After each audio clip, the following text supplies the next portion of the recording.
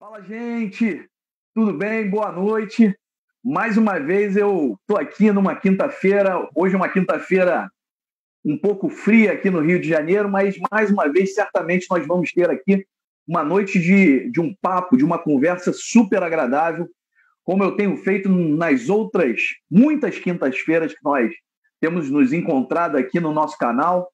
Hoje eu escolhi um grande companheiro, um grande parceiro, para a gente fazer aqui um papo para discutir coisas do Brasil, mas também para discutir coisas da cidade. Certamente vocês vão gostar da nossa transmissão ao vivo de hoje. Eu trouxe aqui um grande amigo, um grande parceiro de longa data. Eu tenho o orgulho de ter militado ao seu lado durante muito tempo da minha vida, na minha trajetória, principalmente no período que nós éramos mais jovens e atuávamos na juventude. Não nos entrega não, velho. Não vou entregar. A Barbie entrega por mim. Tá ficando branca, né? A minha também. Ficando branca. Eu tive a honra de trabalhar também com ele durante um bom período. A gente trabalhou junto. Para mim foi sempre uma grande satisfação pela liderança, pelo compromisso popular que ele sempre advogou. Eu hoje estou trazendo aqui para a gente conversar sobre o trabalhismo e os desafios das cidades. São muitos desafios. Eu estou trazendo aqui esse companheiro que tem a mesma idade que eu, mas eu não sei se eu posso dizer que ele é da nova geração, porque ele já tem uma trajetória, dessas trajetórias mais destacadas dentro do campo popular, democrático, dentro da esquerda brasileira. Eu estou trazendo aqui o ex-ministro do Trabalho, Brizola Neto, que também foi vereador da cidade do Rio de Janeiro, foi secretário de Estado, foi deputado federal e hoje ele é pré-candidato à Prefeitura do Rio também, pelo nosso aguerrido, histórico Partido Comunista do Brasil. Mas, acima de tudo, nossos laços se estabelecem porque ele, assim como eu, ele tem no nome e corre nas suas veias o sangue daquele que, para mim, é meu grande líder, que é Leonel Brizola, que nos deixou faz 16 anos. Mas, para ele, isso além de ter no nome, no sangue, ele tem na responsabilidade, na forma de conduzir a política, na forma de defender uma sociedade diferente, uma sociedade melhor, mais inclusiva.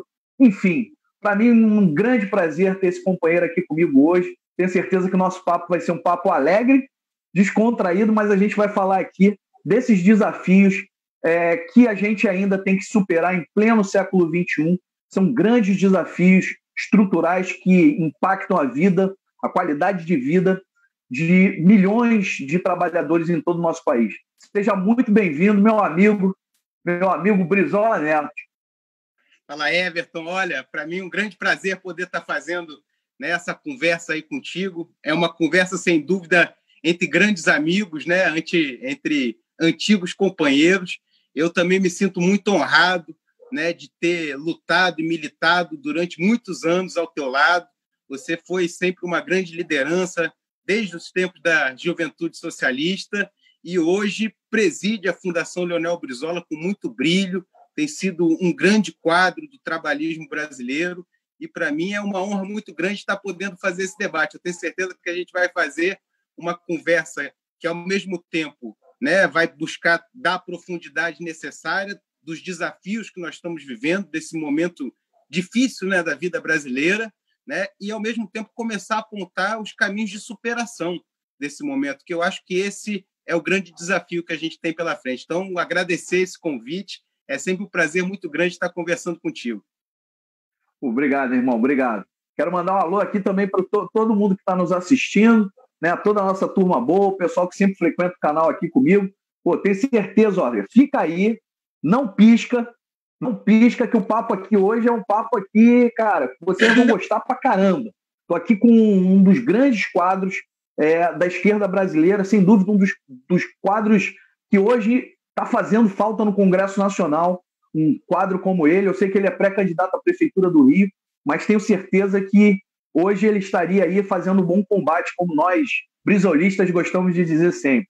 Eu quero abrir aqui, meu camarada Brizola Neto, te perguntando o seguinte, Nós hoje temos aí alguns números que são números muito tristes, né? E a gente não pode fugir disso, ao contrário do presidente da República, que ainda ontem, quando o Brasil, de forma muito triste, estava enlutado com cerca de 75 mil mortes, né? Foi o número, cruel número que nós chegamos ontem, né? Vidas perdidas por conta da pandemia. Estava lá o presidente da República fazendo posts comemorando a vitória de um time de futebol, inclusive que nem é o time dele. A gente sabe que ele já usou tantas camisas de time de futebol diferente, né? Então, aquele tipo de política bem hipócrita, né? Aquele tipo da velha, ele que dizia tanto ser um representante de uma nova política, né? Enganou muitas pessoas com isso, inclusive, né?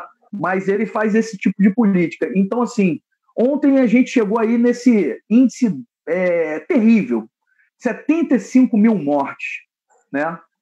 Aqui em off a gente vinha falando um pouquinho sobre isso, né? O Brasil hoje ele caminha para ser aí o epicentro da pandemia do coronavírus no campo internacional, no campo mundial. Como é que é para você, cara, que atuou dentro da cidade, né, como vereador, teve responsabilidades como secretário de Estado e também foi do governo federal, no Ministério do Trabalho? Como é que é para você assistir uma gestão tão desastrosa? Eu não vou nem dizer só do ponto de vista da política, mas do ponto de vista da gestão. O que esse governo tem que faz dele tão incapacitado, Brizola? Olha, Everton, primeiro, assim, é realmente assim um absurdo que a gente está vivendo, né? O Brasil está colhendo números desastrosos, né? São mais de 75 mil brasileiros que perderam a vida.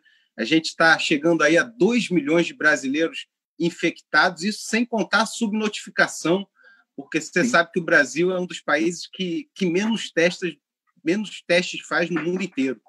E no meio disso tudo, né, o que a gente assiste? A gente vê um Ministério da Saúde que está completamente desmoralizado.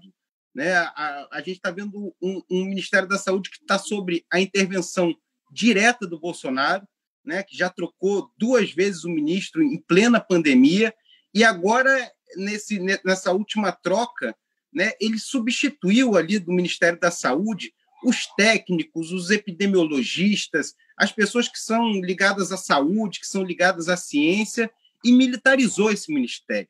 Né? É como se você fosse fazendo um trocadilho, é como ir para a guerra, né? Em vez de você juntar um exército para ir para a guerra, você juntar um conjunto de médicos para ir para a guerra. É mais ou menos isso que está acontecendo. E o pior de tudo é que os militares ocuparam, né, o Ministério da Saúde, e não é só o general Pazuello, são generais, coronéis, tenentes, até sargentos ocupando cargos de direção ali do Ministério da Saúde, que tinha que ser um ministério estritamente técnico, né, porque a gente está lidando com a vida e está lidando com a medicina. Não é possível conceber medicina sem ciência, sem embasamento científico.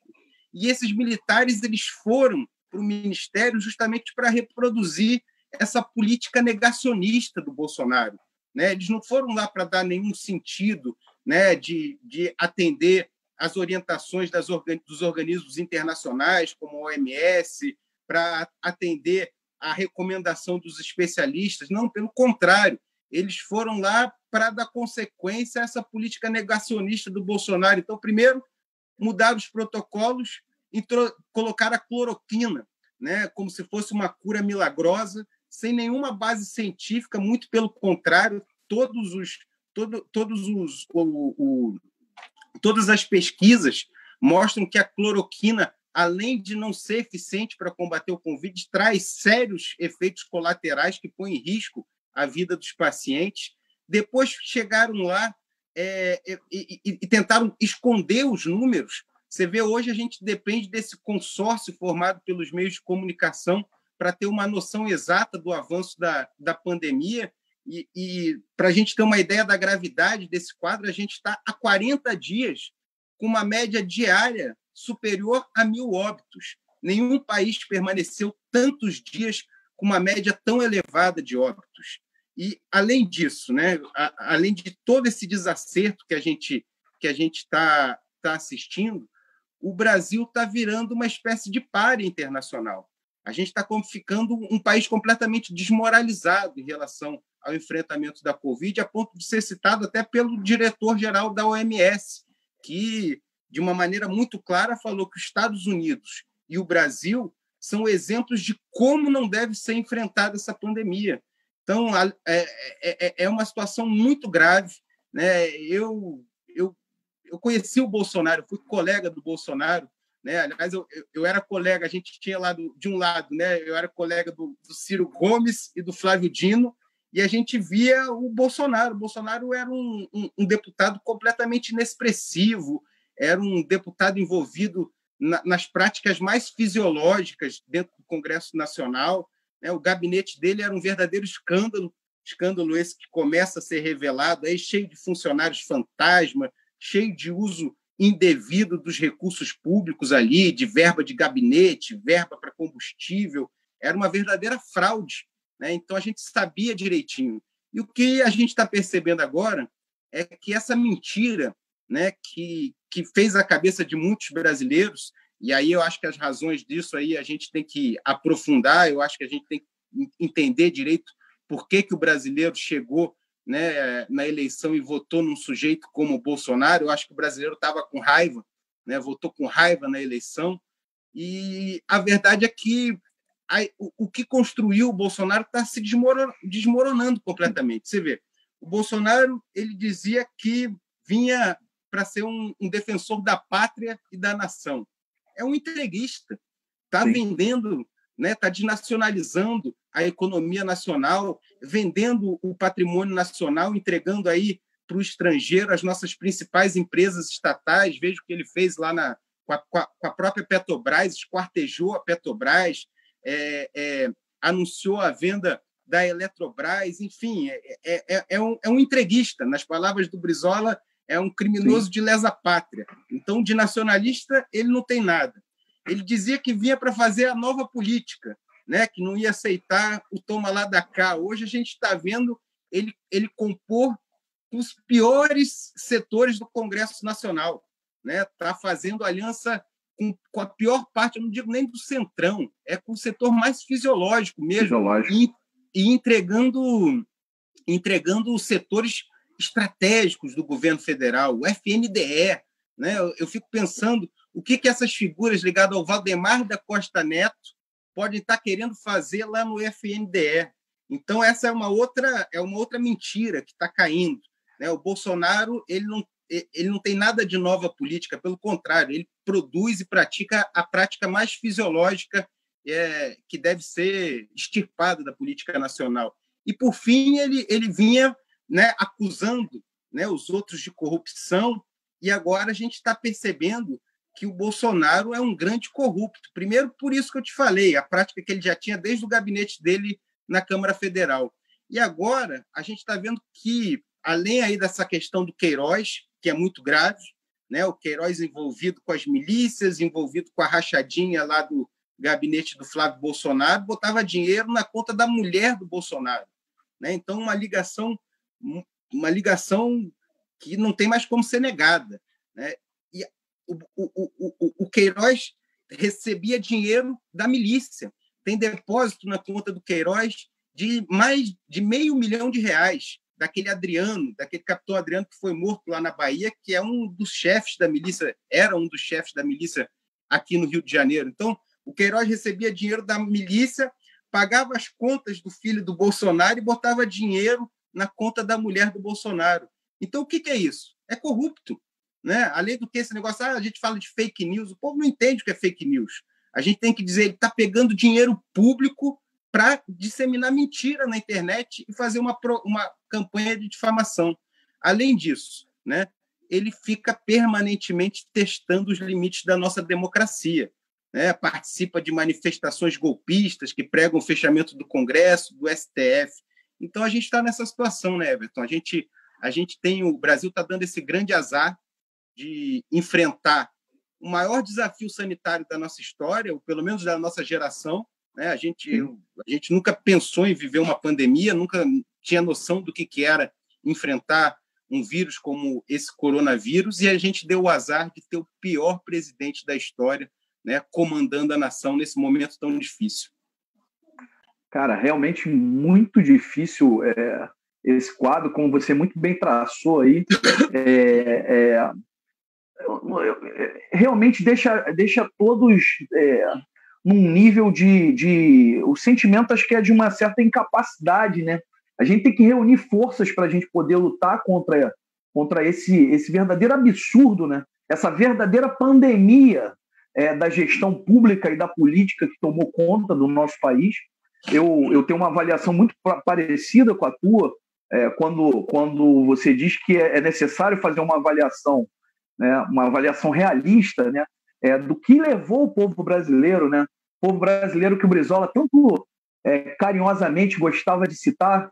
No outro dia eu fiz uma live com o pessoal do canal Voz da Legalidade. Um abraço lá para eles, para o Noé.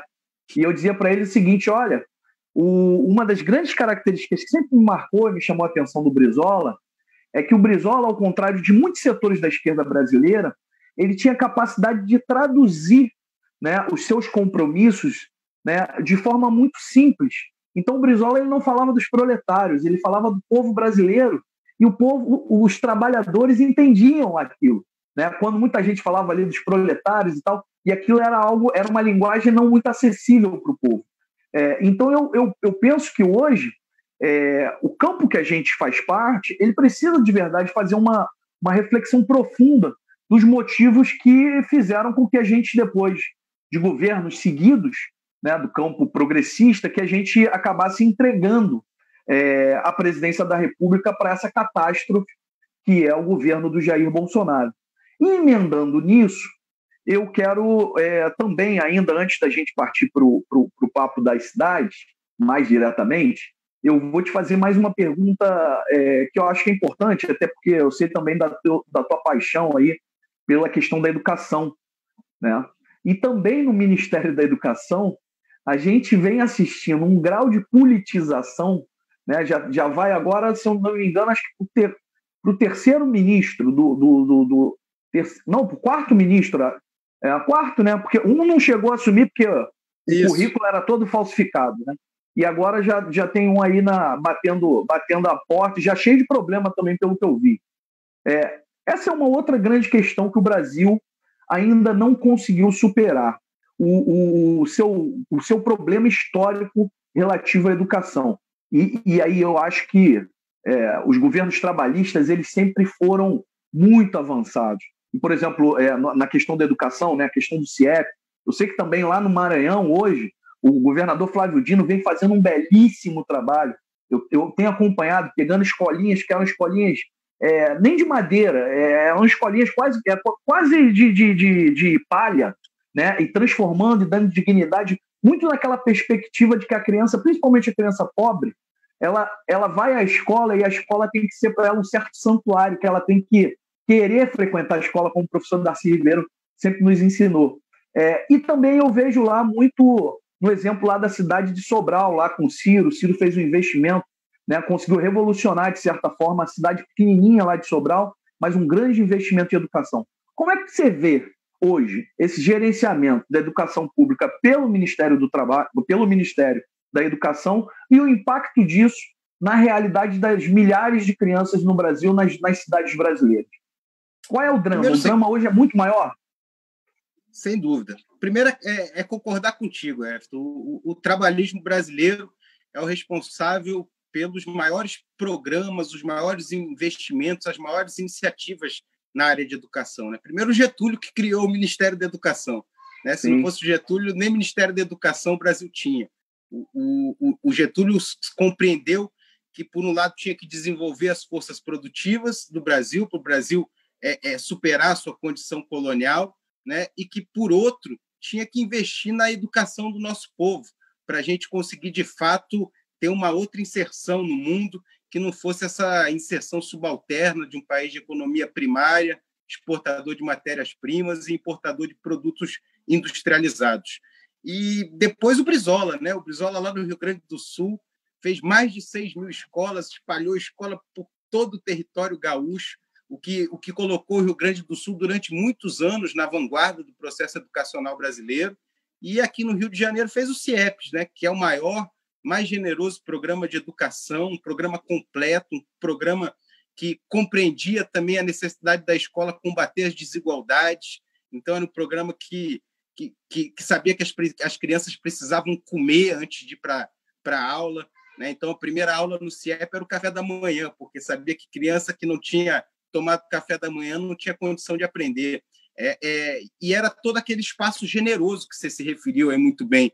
O Darcy ele falava que o CIEP era uma espécie de prolongamento do útero materno, né? Porque ali a criança estava protegida de todas as intempéries que ela pudesse sofrer.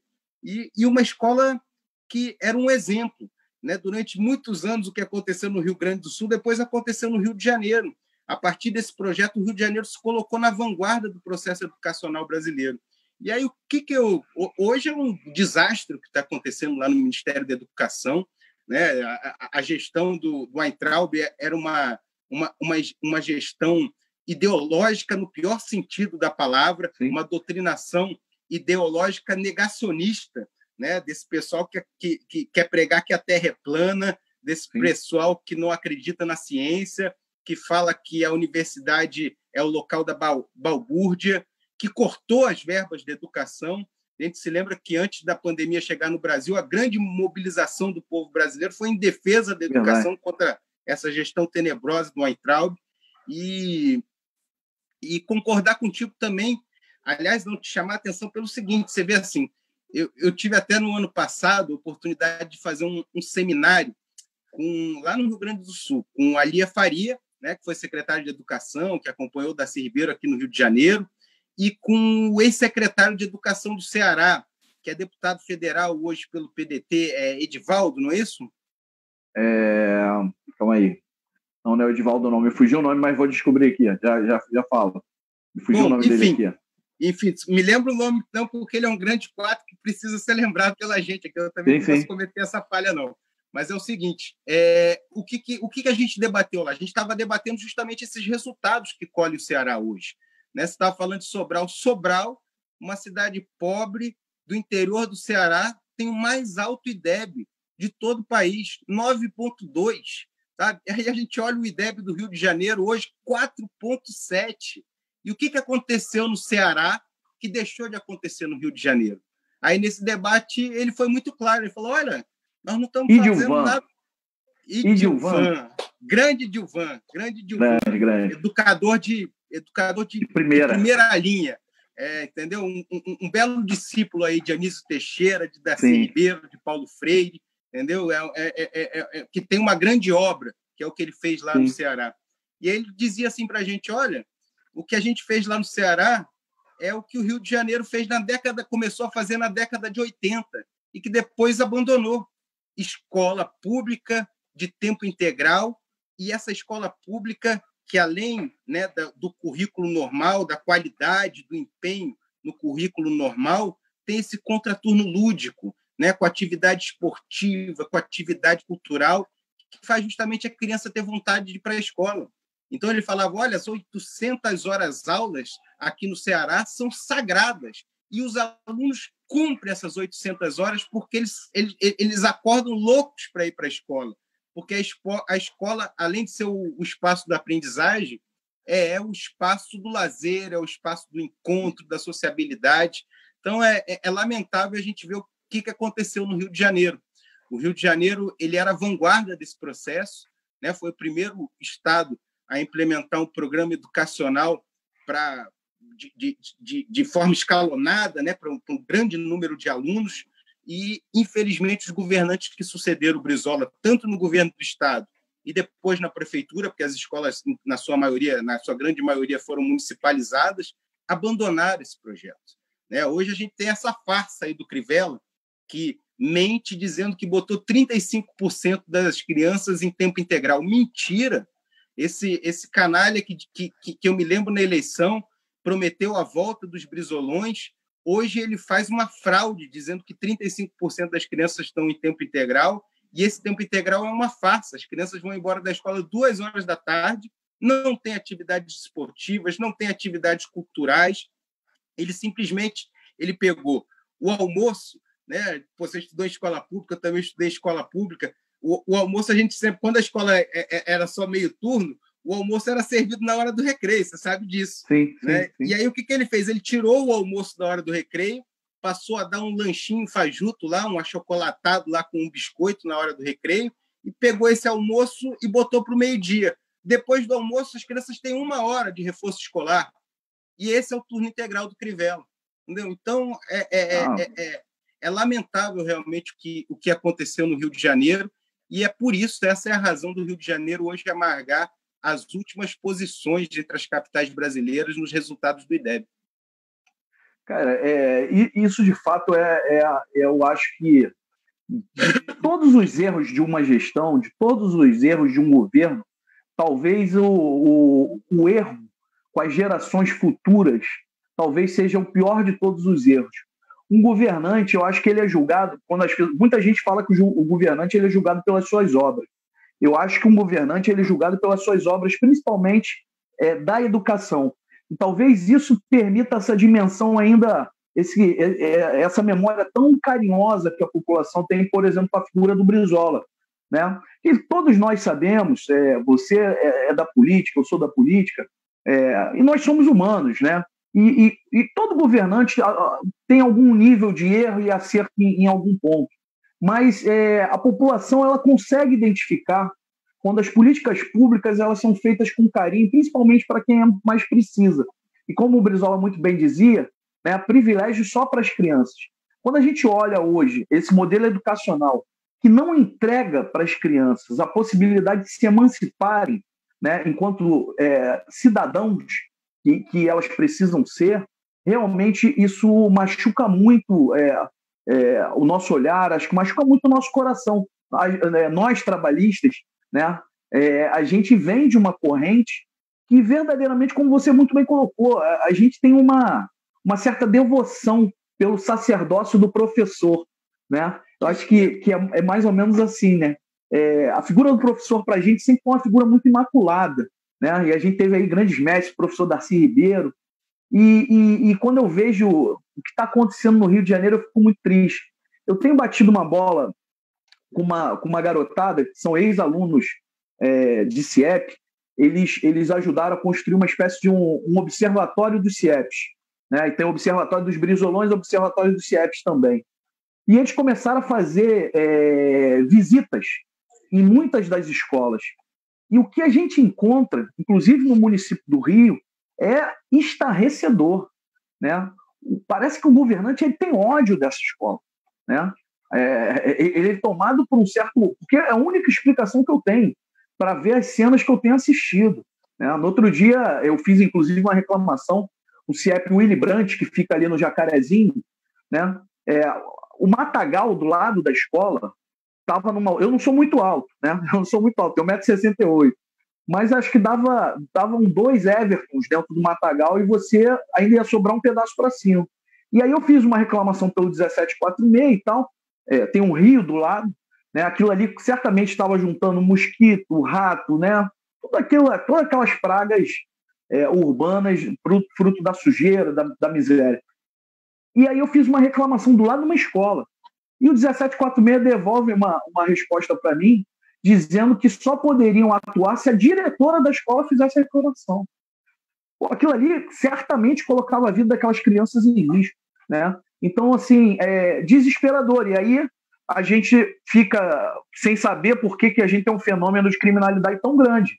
Né? Porque a gente não cria opções de educação para poder gerar opções de desenvolvimento e criar emprego. E aí desculpa até te interromper, mas é que veio aqui para mim uma passagem aqui da minha mente. Tu te lembra, né? Poxa, a gente teve o privilégio de ainda conviver com o Brizola dentro do PDT, né? Aquelas reuniões maravilhosas ali que ele começava e ia apontando o norte para a gente. Eu me lembro que justamente isso que você está falando, né?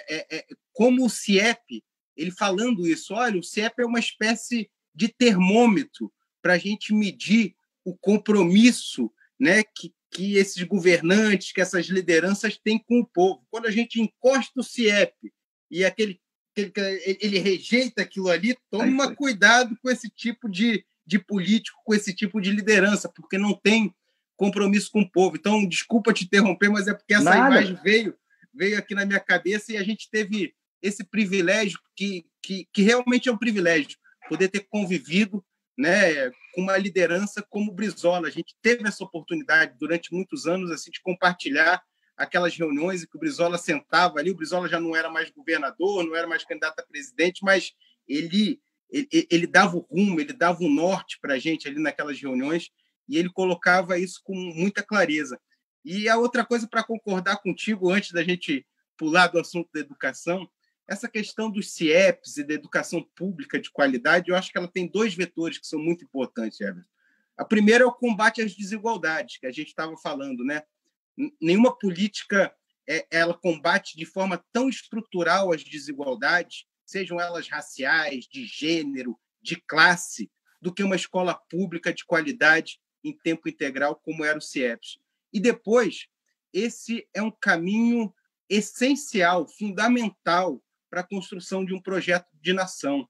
Aliás, o Ciro fala muito bem disso, né? O Ciro fala que o grande desafio, né, para o Brasil conseguir desenvolver as suas forças produtivas, né, e se reconectar com o projeto nacional é resolver essas duas questões que são estritamente nacionais, né? Uma é o financiamento e combater essa máfia do rentismo, essa concentração bancária, né? E esse verdadeiro cassino que se formou aí com o sistema financeiro brasileiro. E a outra é um projeto de educação, né? A gente não pode conceber nenhum país do mundo vai financiar a educação do povo brasileiro. Só mesmo o Estado brasileiro pode fazer isso. Então, eu acho que esses dois vetores mostram a importância da educação, né? Se a gente quer realmente ter um país soberano, um país que desenvolva suas forças produtivas, que supere aí a sua condição colonial, a gente vai precisar cuidar da educação como o Brizola e o Darcy pensaram quando eles governaram o estado do Rio de Janeiro. Falando ainda, eu vou fazer um gancho em cima disso, mas pegar mais pelo lado da ciência e tecnologia, e vou trazer um pouco aqui para a realidade da nossa cidade, do Rio de Janeiro, do nosso estado. Uhum. O Rio de Janeiro, ele é hoje, talvez, no Brasil, uma das cidades que tenham aí o maior parque instalado de centros tecnológicos, de universidades. Aqui a gente tem a PUC, a UFRJ, a UF, a Unirio, a UESO, a UENF, né, do ponto de vista mais geral do estado, e aqui na cidade também, voltou. Aqui na cidade também é um grande número de universidades, inclusive também universidades privadas, que também compõem esse cenário aí. Você acha que aqui na cidade do Rio de Janeiro, aqui no estado do Rio de Janeiro, que hoje vive aí uma profunda crise econômica, né, por conta, de um lado, desse estrangulamento, né, da política que vem sendo praticada no nosso país, desde ali, principalmente a partir dos anos 90, né, com o incremento ali, inicialmente o governo Collor, mas que foi aprofundado ali pelas políticas do governo Fernando Henrique, que tinha cara de pau de chamar o neoliberalismo de políticas modernizantes, modernizadoras. Eu lembro que, quando eu fui fazer mestrado, eu me deparei com alguns textos e na ciência política, porque não sabe, eu fiz mestrado em ciência política. E aí eu me deparei com alguns textos que chamavam as políticas neoliberais de políticas modernizadoras, né? Então, aquelas políticas modernizadoras que destruíram o Estado brasileiro, que sucatearam o Estado brasileiro, você acha que... Então, o primeiro momento é isso, né? Esse estrangulamento pelo neoliberalismo. E também aqui no nosso caso, no estado do Rio de Janeiro, de forma muito triste, eu começo a achar que a gente vai acabar tendo mais um governador daqui a pouco aí, tendo que ajustar contas com o aparato policial. Por tudo que eu tenho visto, delações, algumas coisas assim, me parece que mais um governador está no caminho ali da polícia. Mas e isso também reflete nesse processo, nessa crise, né? A redução, logicamente, a redução do preço do barril de petróleo. A gente sabe que no Rio de Janeiro também a gente tem uma economia ainda muito dependente da questão do petróleo. Mas eu te perguntaria o seguinte: você acha que utilizar esses centros tecnológicos, essas universidades, pode ser um caminho para a gente construir de alguma forma aqui no nosso estado e aqui na nossa cidade, através de uma política de inovação, talvez o enriquecimento, uma solução para os problemas financeiros e econômicos que nos afetam hoje? Você acha que pode ser um caminho? Não, é o caminho, eu não tenho a menor dúvida, esse é o grande caminho. Aliás, a gente já viu isso acontecer. A gente viu isso acontecer recentemente, quando a gente ligou a universidade, né, a pesquisa, a inovação, a um setor econômico, como foi no caso do petróleo, com a Petrobras. Então, o SEMPES, ali dentro da UFRJ, teve um papel fundamental para ajudar a Petrobras a desenvolver novas tecnologias, tornar a Petrobras líder na exploração de petróleo em águas profundas. E aí a gente viu o resultado disso, né? O resultado disso foi todo um encadeamento produtivo. Então, a Petrobras passou a desenvolver toda a cadeia produtiva do petróleo aqui no estado. E aí a gente passava ali nos estaleiros, né, da Baía de Guanabara, e era um orgulho para todo carioca, para todo fluminense, porque você passava ali, você via aqueles estaleiros repletos de encomenda, produzindo navios, produzindo plataformas, produzindo sondas. Os estaleiros do Rio de Janeiro chegaram a gerar mais de 50 mil empregos diretos. E aí era o seguinte, eram empregos de alta qualificação e alta remuneração, né? A remuneração e qualificação que só a atividade industrial pode dar. Hoje, eles vêm com essa falácia, né? Dizendo o Rio de Janeiro é um polo de serviços. Que serviços? Esse serviço aí do pessoal uberizado, trabalhando por aplicativos, entendeu? Sem nenhum direito, sem nenhuma garantia, sem sequer um vínculo trabalhista, porque ele não é empregado pelo aplicativo, ele não é empregado por quem chama, né, o serviço, enfim, ele não tem vínculo nenhum, não tem nenhuma proteção. Então, esse, sem dúvida, é o caminho. O Rio de Janeiro, né, ele precisa retomar o investimento nos setores econômicos que ele tem potencial, petróleo e gás, né, aproveitar esses centros de excelência, né, você falou da UERJ, da UFRJ, a Fiocruz, né, a Fiocruz ela é líder, é líder em publicações na área de saúde.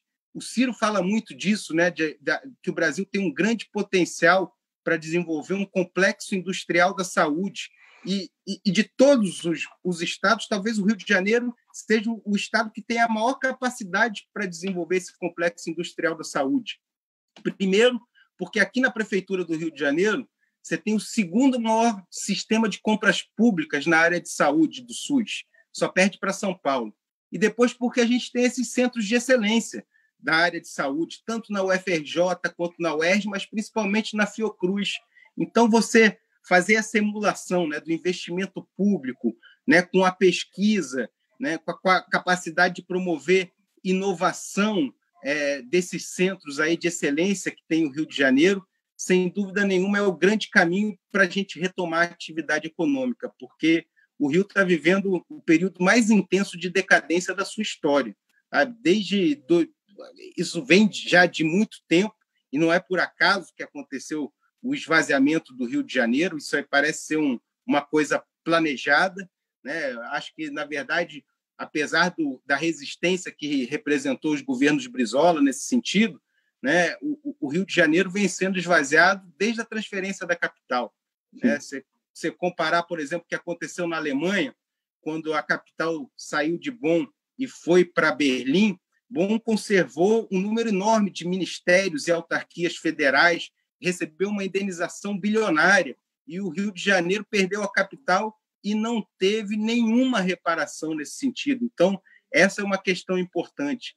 A outra questão que eu acho que é importante a gente entender nesse processo de decadência do Rio de Janeiro é que, com o golpe de 64, o Rio de Janeiro teve, de um lado, a esquerda caçada, né, principalmente o Brizola, que era deputado federal, mas teve também quadros da direita, que, embora fossem conservadores, mas que pensavam no Brasil. Lacerda foi caçado também pelo golpe militar. E a gente foi tomado por aquela máquina chaguista, aquela máquina fisiológica, né, que se reproduziu. Né? Hoje se fala no Partido da Alerj. Né? Esse Partido da Alerj vem de tempo. A gente lembra as dificuldades que o próprio Brizola teve com essa Assembleia Legislativa, né, tomada aí de deputados fisiológicos que têm a pior tipo de prática e que chantageavam constantemente o Poder Executivo. Então, esse arranjo político, que é fruto também do golpe militar, eu acho que ele contribuiu muito para o processo de decadência e esvaziamento do Rio de Janeiro. E a gente tem que reagir. O Rio de Janeiro, a gente precisa fazer aquilo que o Brizola fez quando foi governador, né? Ele precisa, através do investimento público, ativar setores fundamentais. É claro que isso, quando a gente fala do petróleo, quando a gente fala do complexo industrial da saúde, não pode ser uma iniciativa só da prefeitura, isso aí tem que ser uma grande articulação. O governo federal tem um papel estratégico, o governo estadual também tem um papel estratégico, mas a prefeitura também pode tomar iniciativas diretas, né? Ela tem um orçamento robusto que pode, por exemplo, pegar um setor que emprega muita gente, como, por exemplo, a construção civil, né? A gente tem um conjunto de obras paradas. Você estava falando das escolas, né? O que aconteceu com as escolas no Rio de Janeiro? Saiu um relatório do Tribunal de Contas do município, 70% das escolas do Rio de Janeiro estão em situação precária, né? Você tem essa situação terrível da moradia, que ficou evidenciada agora com a pandemia, né? Então, o Brizola foi, mais uma vez, na vanguarda, fazendo programa de urbanização de favelas. Então, se você pegar essas 3 iniciativas, né, a botar a prefeitura para, em primeiro lugar, reativar as obras paradas. Poxa, a Avenida Brasil é a principal via do Rio de Janeiro, né? Poxa, que liga a Zona Oeste ao centro da cidade, a principal artéria de mobilidade urbana da cidade, ela permaneceu os 4 anos do governo Crivella transformada num canteiro de obra parada, né? E continua assim. Então, esse é um verdadeiro absurdo. E essa obra ela está licenciada, ela está pronta para ser reativada, basta a prefeitura colocar o dinheiro e reativar essa importante obra que vai gerar emprego diretamente. Trazer de volta o programa de urbanização de favelas que o Brizola fez, sabe? Isso aí também é investimento direto na construção civil, melhorando a qualidade de vida dos moradores de favela no Rio de Janeiro e, por outro lado, gerando emprego. E recuperar as escolas, né? 70% das escolas em situação precária. Vamos mobilizar a construção civil para fazer o investimento social, aquilo que o Keynes falava, né? Para tirar os Estados Unidos da crise de 29, né? Vamos, se não tem obra para fazer, a gente manda uma turma cavar o buraco e a outra tapar o buraco. A gente gerar emprego e fazer investimento público. Eu acho que esse é o grande desafio que a gente tem pela frente. Pô, é importante. E eu estava... essa semana eu estou acompanhando um debate, aí já é uma questão mais do Rio de Janeiro. Você falou da questão da habitação. Eu tenho visto aí, a prefeitura apresentou, não sei se está por dentro dessa questão específica, mas acho que é importante a gente falar um pouco disso. Uma série de legislações, ele apresentou alguns projetos que mudam os padrões urbanísticos da cidade, né? Hoje, por acaso, eu estava passando ali na linha vermelha, né, no sentido Ilha do Governador Centro, e eu vi ali que do lado daquelas proteções acústicas que foram colocadas na linha vermelha, na área ali que tem as escolas e tal, as pessoas estão construindo, ali tem um rio, do lado daquele batalhão da PM, e as pessoas estão construindo moradias em cima do rio, colado nas proteções acústicas, né? Já avançaram quase para cima da linha vermelha. E um outro grande companheiro que agora também está nos fazendo falta, que era o professor Carlos Lessa, né? Nosso querido Carlos Lessa, um grande nacional desenvolvimentista, foi reitor da UFRJ, presidente do BNDES. Eu vi uma entrevista do Lessa, que não faz muito tempo, onde ele dizia, o Lessa era, para quem não sabe, o Lessa era um conhecedor muito profundo das entranhas do Rio de Janeiro, além de ser um cara com uma alegria de viver sensacional, né, do alto da sua idade, mas ele era um profundo conhecedor do Rio de Janeiro. E o Lessa dizia que só no centro do Rio de Janeiro, naquele momento, existiam cerca de 300 mil unidades habitacionais vazias, né, em diferentes prédios públicos que estão vazios, né, mesmo em prédios que hoje poderiam estar sendo ocupados, que são residenciais que estavam vazios também, enfim. E ele defendia que fosse construído um programa para você gerar um certo adensamento da cidade, principalmente na região central, para que as pessoas, inclusive, reduzissem seu custo de vida e tivessem um pouco mais de qualidade de vida. O que a gente tem visto nos últimos anos? Aliás, o Rio de Janeiro é talvez uma das poucas cidades do mundo onde isso aconteceu. Você teve uma tentativa de mudança, né, de um eixo consolidado da cidade nas áreas, na Zona Norte, no centro, né, e uma transferência disso para uma Zona Oeste distante. Acabou que você gerou um processo de esvaziamento econômico do centro da cidade, isso num período curto, 30, 40 anos. Você gerou um processo de esvaziamento econômico do centro da cidade, da Zona Norte, principalmente, e não conseguiu consolidar esse novo centro financeiro, econômico, na Zona Oeste e ali na Barra. Né? A gente acabou ficando no meio do caminho, né? Dividiu esforços, produziu um agigantamento da cidade que só atende à especulação imobiliária, não tem como falar diferente. E eu continuo assistindo a prefeitura insistindo nos mesmos erros, flexibilizando legislação urbanística, não construindo um programa, por exemplo, de habitações populares, criando subsídios, né? Como é que você vê isso, esse ainda crescimento desordenado, fruto de uma falta de ajuste, de um certo ajuste fino também de políticas habitacionais? E aí eu acho que pode haver uma organização, governo federal, né, recursos da União, junto com a prefeitura, para a gente, de repente, minimizar esse drama que hoje continua. Né? E aí eu sempre falo, cara, a gente está no século XXI com passivos talvez do século XVIII, do século XV. Né? As pessoas continuam dormindo na rua, né? Quando a gente podia ter aí um grande programa habitacional nessa linha que você falou das escolas, mas também para ajudar a aquecer a economia, né? Girar, fazer o dinheiro, uma espiral de dinheiro aí para produzir a construção civil. Como é que tu vê isso? Também pode ser uma saída? Tentar fazer uma articulação para construir política urbana e política principalmente de habitação? Eu acho que esse é um grande desafio, um desafio necessário para a cidade. Tem um grande colaborador nosso que nos ajuda muito, que é o professor Mauro Osório. Né? O Mauro Osório ele mostrou para a gente, né, que a gente tem dois grandes desafios em relação a essa questão que pega muito a mobilidade urbana. Né? O Rio de Janeiro é a pior cidade brasileira em relação à mobilidade urbana.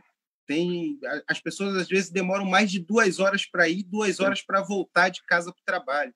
Então, você tem esse grande desafio, aproximar moradia dos postos de trabalho, e a gente vive esse absurdo da concentração dos postos de trabalho na Zona Central e na Zona Sul. 70% dos empregos no Rio de Janeiro estão concentrados no centro da cidade e na Zona Sul da cidade. Né? Então, você precisa ter uma política, né, para levar emprego para a Zona Oeste, reindustrializar a Zona Oeste. Aliás, a gente tem uma baita oportunidade, porque aquela região ali, principalmente Santa Cruz, ela se tornou um eixo logístico importantíssimo, porque você tem o porto, né, o porto ali de Sepetiba, você tem o arco rodoviário que foi construído, né, que faz um trocamento das duas principais rodovias do país, né? As duas não, entre as três, né? Porque tem a Fernão Dias, mas a Dutra, que é o principal tronco rodoviário do Brasil, e a BR-040, né? Que liga o Rio de Janeiro a Minas Gerais. Então, você tem uma possibilidade enorme de criar adensamento industrial nessa região, sabe? Uma baita janela de oportunidades. E aí você, com essa iniciativa, você aproximaria o emprego da moradia. E, por outro lado, fazer isso que você falou, aproximar a moradia do emprego que existe hoje. Então, fazer programa habitacional, novos programas habitacionais na região central da cidade. Aliás, eu acho que a gente teve uma janela de oportunidade que podia ter sido mais bem aproveitada, embora tenha sido uma grande intervenção urbanística, que foi o Porto Maravilha. Porto Maravilha, né, grande. Que reavivou ali aquela área da cidade, mas aquela região ela precisa receber adensamento populacional, precisa ter um programa de moradia popular, né, justamente para a gente criar novas moradias, aproximando o local de moradia dos postos de trabalho que existem hoje. E essa questão, né, dos imóveis ociosos. O Rio de Janeiro tem o metro quadrado mais caro do Brasil, um dos metros quadrados mais caros do mundo.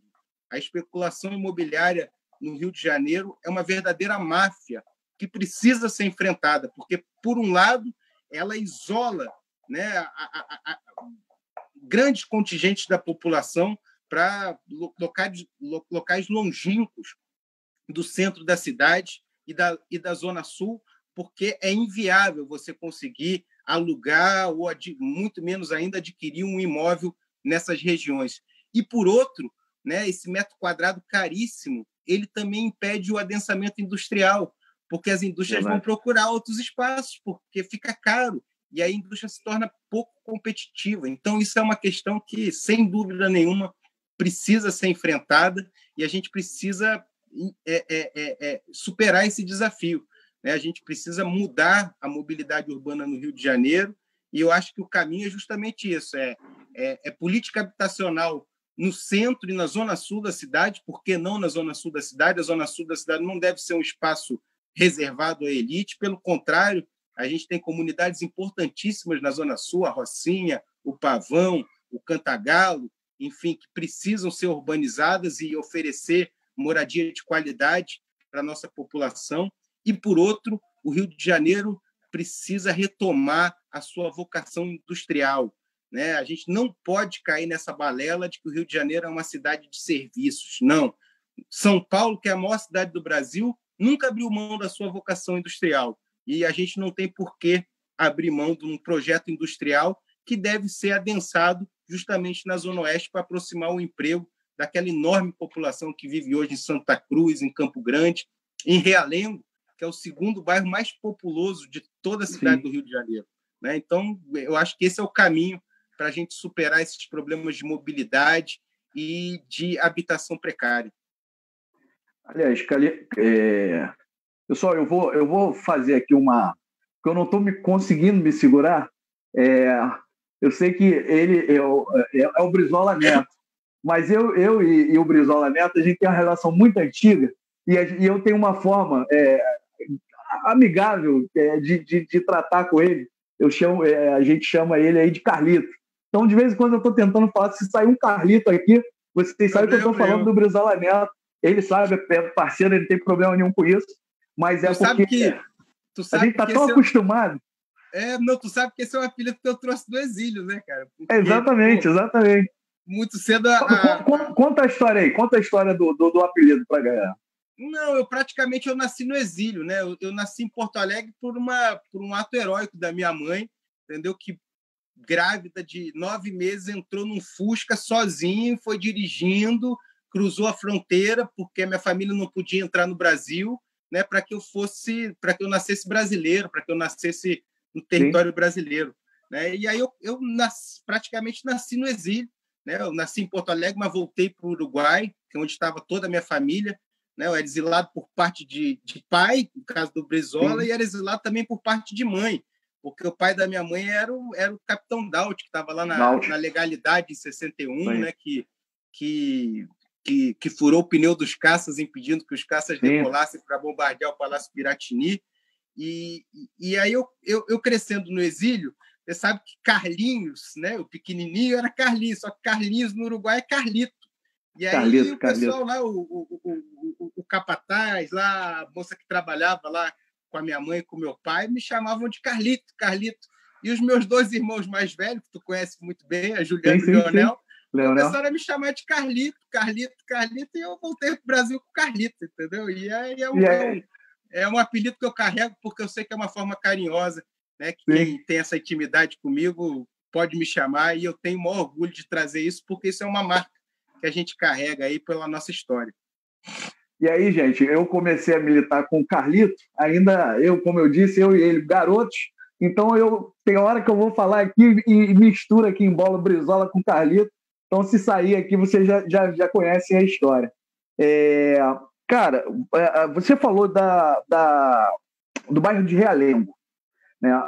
Eu construí aí com alguns parceiros um coletivo urbano eu tenho muito carinho de ter construído. É uma coisa que fala muito de pautas locais, que é o coletivo Rio Boa Praça.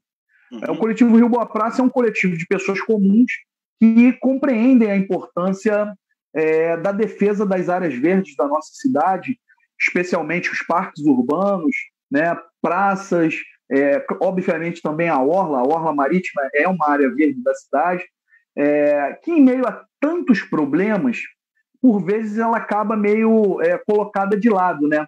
Eu costumo dizer, as pessoas às vezes falam, poxa, mas com problema na educação, com problema na saúde, com problema de segurança, pô, você quer falar para mim de pracinha? Eu digo, não, mas não é pracinha, é a compreensão do direito à cidade e a gente ter a dimensão da importância do espaço público, inclusive para a construção de relações sociais, né, principalmente comunitárias, né? Eu tenho costumado dizer que a gente nasce na pracinha, né? A gente pequenininha é ali que os nossos pais nos levam ali para a gente conhecer a sociedade, os primeiros contatos com as ruas é ali na pracinha brincando, e a gente quando vai para o final das nossas vidas, a gente também volta para a pracinha, né? É ali que muitas vezes depois de você ter os seus filhos forem embora, você já perdeu seu companheiro, sua companheira, você volta para uma pracinha que é o momento da saúde mental, de jogar um carteado, brincar de dominó. É ali que você continua tendo contato com a vida, com as pessoas. Então, para mim, esses espaços eles se tornaram espaços muito especiais. E no Rio de Janeiro eles vêm sendo relegados ou vêm sendo olhados sempre como fruto de uma política clientelista, uma política fisiológica, uma política que faz pracinhas como moeda de troca eleitoral, muitas vezes, onde não deveria estar tendo uma pracinha, e deixando de fazer no local que era apropriado, ou deixando de cuidar de uma que está toda destruída, né, só como uma moeda de troca em períodos eleitorais. E isso hoje, com o governo Crivella, se tornou uma realidade das mais cruéis que eu tenho visto aí. Depois de anos de abandono, ele agora começou a entregar pracinha como moeda de troca eleitoral para a base eleitoral dele. Mas por que eu falei isso? Né? Para falar um pouco do coletivo Rio Boa Praça, e você citou Realengo. Realengo é um dos bairros com a maior população aqui da nossa cidade, e é um dos bairros mais quentes também da nossa cidade.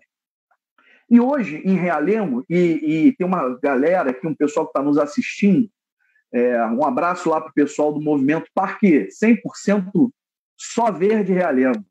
O pessoal, gente fina, abnegados, apaixonados pelo Rio, pelo meio ambiente, e vem fazendo enfrentamento ali de ponta.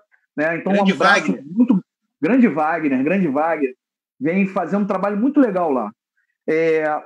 Esse parque, ele é um terreno que estava colocado para ser um parque já há mais de 10 anos, né? Há muitos anos, e que agora o poder público insiste em criar ali uns condomínios, né? Esquema da especulação imobiliária, deixando só um espacinho para fazer umas pracinhas ali e tal. Realengo, um dos bairros mais quentes, isso vai impactar muito, né? Inclusive porque você vai acabar com aquela cobertura vegetal.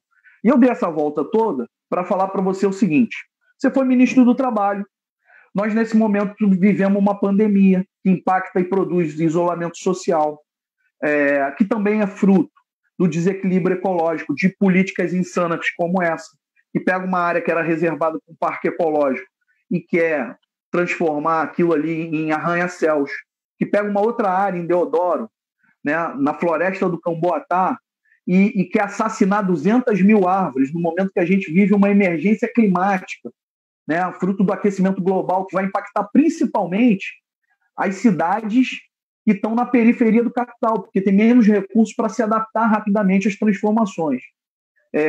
Então, pegando Realengo, pegando ali a floresta do Camboatá, mas traduzindo isso para a questão do meio ambiente. A gente tem que construir uma nova normalidade depois dessa pandemia. Né?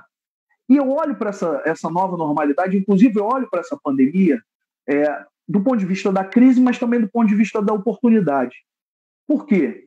Penso eu que seria um momento muito interessante para a gente tentar pensar um novo modelo de desenvolvimento, dentro da ótica de um desenvolvimento sustentável. Eu tenho dito o seguinte: olha, o trem da história que nos trouxe até esse momento do mundo, agora a gente vai ter que desembarcar e a gente vai ter que pegar um novo trem. Né? A gente veio de Maria Fumaça até aqui. E a gente tem que entrar num novo trem da história que vai nos levar à frente, mas a partir de um desenvolvimento que não destrua a vida na Terra, né? Que não produza o aquecimento global, né? Reduzindo as emissões de carbono. Esse novo trem da história, e aí eu estou falando aqui com um cara que foi ex-ministro do Trabalho. Para mim, hoje, ele tem que estar ancorado em duas coisas quando a gente fala de emprego, que é a questão do emprego decente e o emprego verde. É possível, nesse século XXI, dentro desse modelo que a gente necessita criar desenvolvimento para superar as crises que a gente vive, criar emprego decente, que não seja uberização do garoto que entrega coisas, e emprego verde calcado na inovação, calcado na tecnologia? É esse o desafio? É esse o caminho para as cidades brasileiras? Ainda dá para falar um pouquinho. Não só é possível, como é o caminho necessário. Né? Primeiro, assim, resgatar um pouco do pioneirismo do Brizola, né, e do Darcy, que lá na década de 80, lá em Realengo, inclusive, demarcaram, né, o maior espaço verde da cidade que nós temos, que é o Parque Estadual da Pedra Branca, que também é lá em Realengo. Né? Dizer que sou associado dessa luta, né, dos companheiros aí que lutam aí pela demarcação do Parque de Realengo, né, nessa área que foi concedido de forma ilegal para uma fundação que é a Fundação Habitacional do Exército, mas, na verdade, é uma fundação privada, né? E que foi concedido de uma forma completamente irregular. E que, infelizmente, né, o prefeito Crivella, que, na hora da sua eleição, se comprometeu a demarcar o Parque de Realengo, né? E hoje ele acompanha essa política desastrosa para o meio ambiente do governo Bolsonaro. Né? Então, ele não só não demarcou, como ele permitiu o avanço desse adensamento criminoso em Realengo, não custa relembrar, o segundo bairro mais populoso da cidade do Rio de Janeiro. Então, avançar no adensamento é um crime urbanístico que vai se cometer ali. E eu acho que esse, sem dúvida nenhuma, que você colocou, é o grande desafio. Claro que é possível conciliar. Né? O Brasil ele tem esses dois desafios. A gente tem uma reserva, né, natural, né, uma diversidade natural, a maior biodiversidade do mundo, e esse é um ativo que a gente não pode perder, por dois sentidos. Primeiro, pela própria preservação do meio ambiente, que é fundamental para a qualidade de vida do povo brasileiro, e depois porque esse ativo ele é fundamental para a produtividade brasileira também. Então, por exemplo, se a gente hoje, né, é líder, né, na questão do agronegócio, isso só acontece, né, e a produção do agronegócio, né, a maior parte da produção, ela vem lá do centro-oeste brasileiro, só é possível produzir, né, esse excedente, que inclusive é o que sustenta a balança comercial brasileira, lá no centro-oeste, porque a gente preservou a Amazônia. Porque se a gente não tivesse a Amazônia preservada, não ia chover no centro-oeste. Você pegar a faixa do globo, né, que pega ali essa região ali do centro-oeste, que pega também o sudeste também, que tem uma Mata Atlântica que foi devastada. Hoje a gente tem 12% do que tinha de Mata Atlântica. A gente vai ver que no globo terrestre essa faixa é tomada por desertos. É o deserto do Saara, é o deserto lá da China. Enfim, são áreas que se tornaram ultra-áridas. Por quê? Porque houve um grande desmatamento, né, da floresta na faixa equatorial nessas regiões. E aí parou de chover. Então, a preservação do meio ambiente ela é fundamental também para a produtividade brasileira. E claro que o nosso outro desafio é o desafio da industrialização, né? Porque, ao contrário do que falam, né, a industrialização sustentável, a industrialização que se preocupa com o meio ambiente, controla a emissão de gases, ela é muito menos prejudicial ao meio ambiente do que o próprio agronegócio. Você vê quem é que está querendo avançar, ou a mineração, nessas atividades da economia primária. Quem é que está querendo avançar sobre o território amazônico, por exemplo?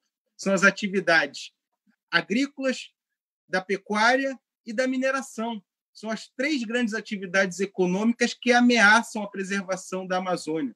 Então, o desenvolver das forças produtivas, o desenvolver de uma indústria brasileira que supere a nossa condição colonial de economia primária, exportadora de produtos, né, de matérias-primas, ela é o caminho também para a preservação do meio ambiente. Então, acho que esses são desafios extremamente conciliáveis e é o caminho que a gente quer seguir, é o caminho que a gente precisa seguir. Inclusive, essa semana a gente perdeu um grande companheiro, um lutador do meio ambiente, que foi o Alfredo Sirquis, né, que sempre esteve na frente dessa questão ambiental e que colocava com muita propriedade a necessidade de desenvolver, de conciliar o desenvolvimento com a preservação ambiental. Verdade. Muito, muito bem lembrado. Ficam aqui nossas homenagens aí a esse grande companheiro que também teve conosco nas fileiras trabalhistas. Para quem não sabe, o Sirquis ele é signatário de um documento que para todos os trabalhistas é muito importante, que é a Carta de Lisboa. Ele tem um texto muito, muito interessante relatando a relação dele com o Brizola. E ele era, de verdade, uma figura destacada no cenário internacional. Ele falava de frente com as grandes lideranças mundiais que são envolvidas nessa questão do desenvolvimento sustentável, sempre apresentando muitas propostas, muitas teses sobre inovação. Realmente vai fazer falta nesse momento. Já que a gente está nesse tema e sabendo aqui que a gente já está caminhando para o nosso finalzinho, o papo é bom, aí ele vai correndo e acaba rápido. Mas acho que é importante a gente falar também, e aí voltando para a temática nacional, como bom trabalhista adora os grandes temas, né? Eu vi, foi hoje ou ontem, o vice-presidente da República, o general Mourão, falando um pouco sobre as questões aí da Amazônia, né? O Brasil está deixando de receber recursos internacionais, né? E está sofrendo uma pressão muito forte, né? Por conta do avanço das queimadas, do desmatamento na Amazônia.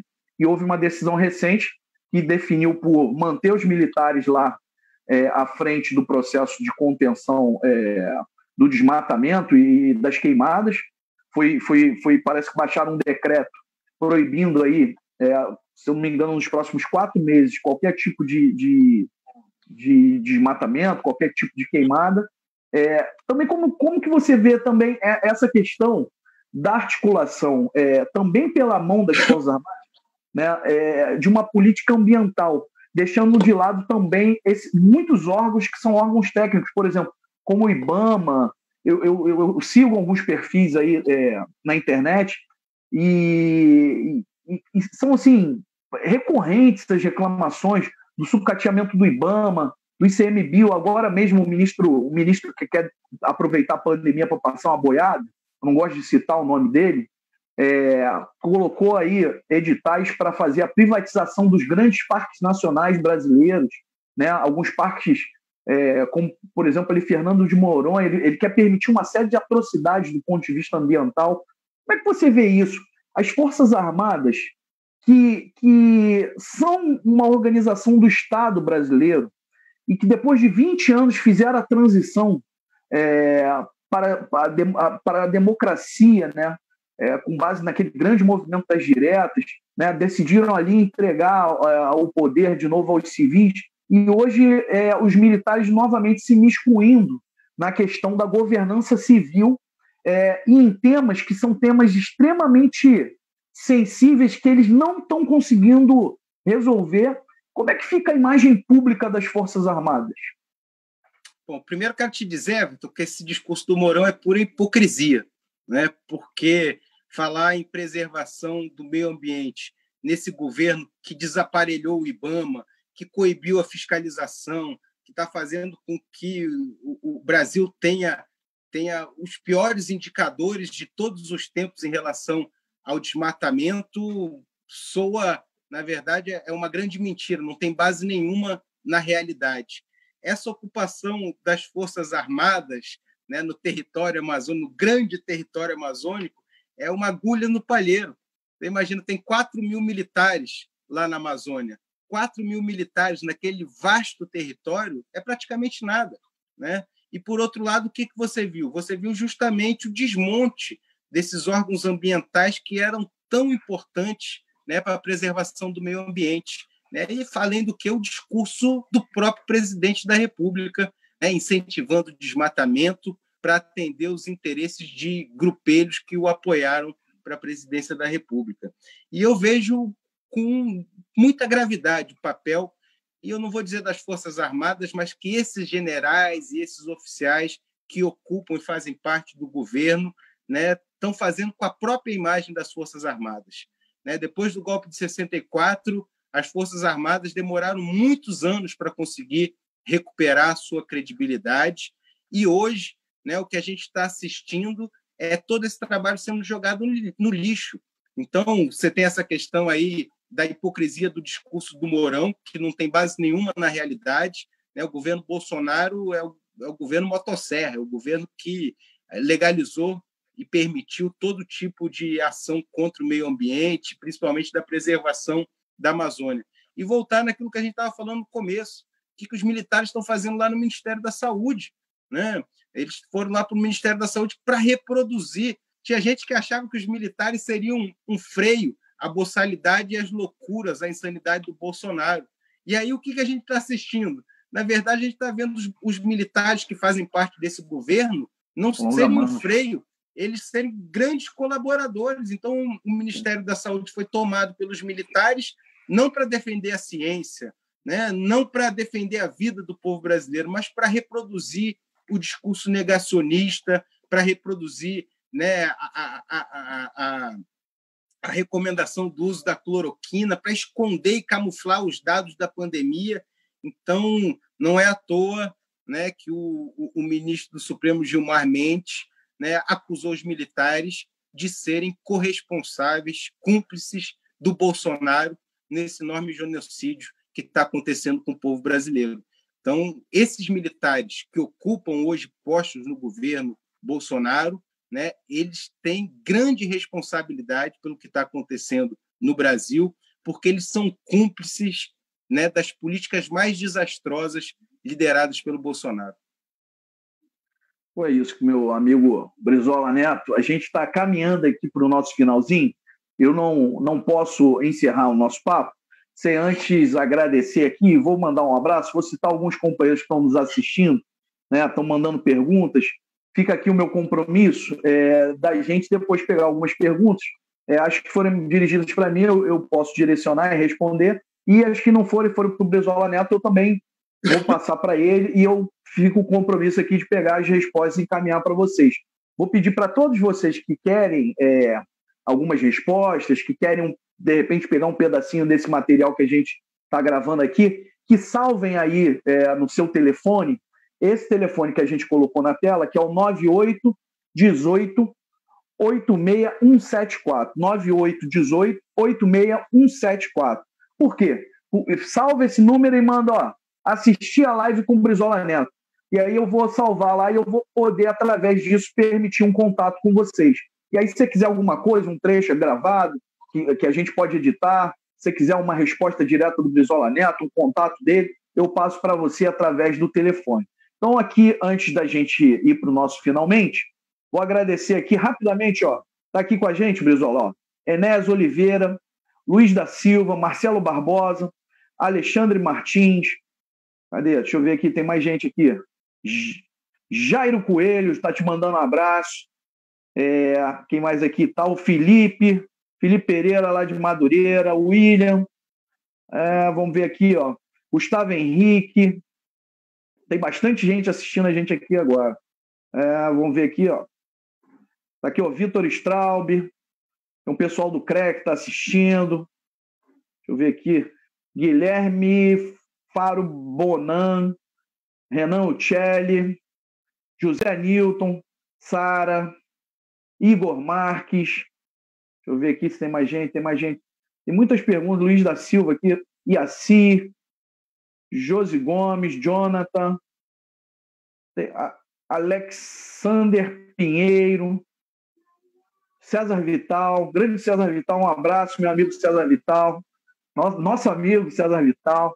Enfim, tem muita gente boa aqui, muita gente trabalhista que está assistindo a gente aqui com maior alegria. Aqui eu estou vendo aqui os comentários, muitos comentários positivos, muito legal. Meu amigo Brizola Neto, ex-ministro do Trabalho, ex-deputado federal, vereador, secretário, pré-candidato a prefeito da cidade do Rio de Janeiro, né? Irmão Carlito Brizola. Quero, para a gente finalizar aqui, antes já te agradecer assim, de coração todo o carinho, e essa oportunidade que tu me deu de bater esse papo aqui. Tenho certeza que muitas das coisas que você trouxe aqui hoje vão colaborar para a reflexão, principalmente de uma nova geração que está se formando, né? Uma geração que está ganhando consciência política, que está mergulhando na política como eu e você, a gente mergulhou ainda lá fazendo combate contra as políticas neoliberais do governo Fernando Henrique, né? E que mostraram para a gente que o cenário da política era o grande cenário para a gente fazer o combate, para mudar o mundo, mas para mudar a realidade nacional, a realidade das nossas cidades. Nós, como trabalhistas que somos, conhecemos muitas políticas, né, generosas políticas que foram apresentadas pelo trabalhismo brasileiro aí para superar os desafios, as dificuldades ainda estruturais que ainda no século XXI o nosso país, né, e as grandes cidades brasileiras elas ainda encontram. Então eu quero te agradecer muito essa oportunidade de compartilhar um pouco dessa tua experiência com a gente e, enfim, te agradecer, dizer que estou junto na caminhada, né? Hoje aqui, seu amigo aqui a gente tem a nossa companheira que fez uma live contigo no outro dia, eu também não posso deixar de falar dela aqui. Querida companheira. Companheira Marta Rocha, que é a nossa candidata pelo PDT à Prefeitura do Rio, mas a gente vê essa tua caminhada também com muitos bons olhos, porque verdadeiramente você é um dos quadros que se destacam no cenário do nosso campo, do campo da esquerda, e certamente traz uma contribuição muito relevante para o debate público. E aí, para finalizar e passar para você também fazer aí suas considerações finais, vou te fazer uma pergunta-provocação, né? Mas não é pegadinha não, mas é uma pergunta-provocação. Principalmente para essa garotada que está começando na política agora. Qual é o caminho? Existe um caminho para um diálogo mais amplo das forças da esquerda e para além da esquerda, para a gente construir uma luta democrática em prol do nosso país hoje, a partir das cidades brasileiras? E aí te pergunto isso e depois te solto a bola já para fazer os finalmente para a gente poder finalizar nosso papo. Bom, primeiro respondendo a tua pergunta, eu acho que nesse sentido, tem duas coisas, Zé. A primeira, a gente compreender o momento que a gente está vivendo, né? Momento grave, talvez o momento mais grave da vida brasileira. Esse genocídio em curso aí, dos brasileiros perdendo a vida, né, por falta de orientação, pela incapacidade do governo de combater adequadamente essa pandemia. Por outro lado, a desnacionalização da nossa economia, né, a queda brutal da atividade. A gente está se aproximando da maior crise econômica da nossa história, nosso povo mergulhado na miséria, no desemprego, na informalidade. Então, compreender essa situação, além desses arroubos autoritários, né, do governo Bolsonaro, que a todo momento testa o limite da nossa democracia. Então, acho que a gente compreender esse quadro, nós temos que trabalhar para fazer uma ampla frente de salvação nacional, né, que faça, inclusive, dessas eleições municipais uma eleição plebiscitária, sabe? Para a gente mostrar que o povo brasileiro vai dar aquilo que o Brizola chamava de não rotundo a esse governo Bolsonaro. E aí nós temos que ter capacidade de ser amplos, né? Formar aquilo que a gente está chamando de frente ampla, né? É um pouco similar à frente ampla que restaurou a democracia no Brasil, sabe? A gente lembra lá aquele palanque, né, que juntava, né, desde do campo progressista, desde a esquerda brasileira até setores do centro e até aquilo que a gente chamava de direita democrática. Então, o momento brasileiro ele exige isso, né? A nossa amplitude, né? A nossa capacidade de dialogar com diferentes para defender a democracia, para defender a vida e para defender o emprego. E, por outro lado, né, aí sim, eu acho que também nós temos que fazer um esforço enorme para unirmos os brasileiros que têm compromisso com um projeto nacional. O projeto nacional, acho que tem que ser a grande liga, né, do campo progressista. Não dá para querer ser progressista e não defender um projeto nacional que supere de uma vez a nossa condição colonial. Eles estão transformando o Brasil novamente naquilo que o Brasil era antes da década de 30, da chegada de Vargas ao poder. A gente está virando novamente uma espécie de entreposto colonial, né? A gente está virando aí uma espécie de protetorado agromineral, sabe? E diante desse cenário, aí a gente tem que entender que aí não tem como ser tão amplo, porque aí tem determinados setores que estão do nosso lado na luta democrática, na luta pela vida, mas que não vão nos acompanhar na pauta econômica, né? Porque tem um outro pensamento. E aí eu acho que a gente também tem que fazer essa unidade. E eu acho que ela deve começar pelos trabalhistas e pelos comunistas, que historicamente sempre que caminharam junto, né? Desde o Prestes e do Getúlio, desde o Brizola e do João Amazonas, sabe? Sempre que os trabalhistas e os comunistas caminharam juntos, né? E agora com Ciro e o Flávio Dino, quem sabe, sabe? O povo brasileiro agradeceu. Então, eu acho que esse é o grande caminho, né? Para a gente primeiro enfrentar esse momento trágico da vida brasileira e depois nos reconectarmos com o fio da história. Fazer aquilo que o Brizola fez quando voltou do exílio, né? Ser a ponte para o fio da história com esse momento que foi um momento de maior desenvolvimento da história brasileira, que foi quando a gente teve sob a égide do Projeto Nacional de Desenvolvimento de Getúlio, que afirmou a soberania do país, desenvolveu nossas forças produtivas e deu aos brasileiros as maiores conquistas sociais da sua história, né? Foi no período de Vargas que as mulheres passaram a ter o direito ao voto e que os trabalhadores brasileiros ingressaram no regime de direitos e garantias consolidados na CLT, na legislação trabalhista. Então, eu quero agradecer demais, né, pela possibilidade de estar fazendo essa conversa contigo, de reencontrando os velhos amigos trabalhistas, né? Para mim é muito bacana, sabe? É uma identidade muito profunda e eu trabalho muito mesmo por essa unidade. Eu acho que esse, sem dúvida nenhuma, é o caminho para a gente dar uma nova orientação para o campo progressista brasileiro e nos reconectar com a história, né? Com o momento em que o país realmente era um exemplo de desenvolvimento e de justiça social.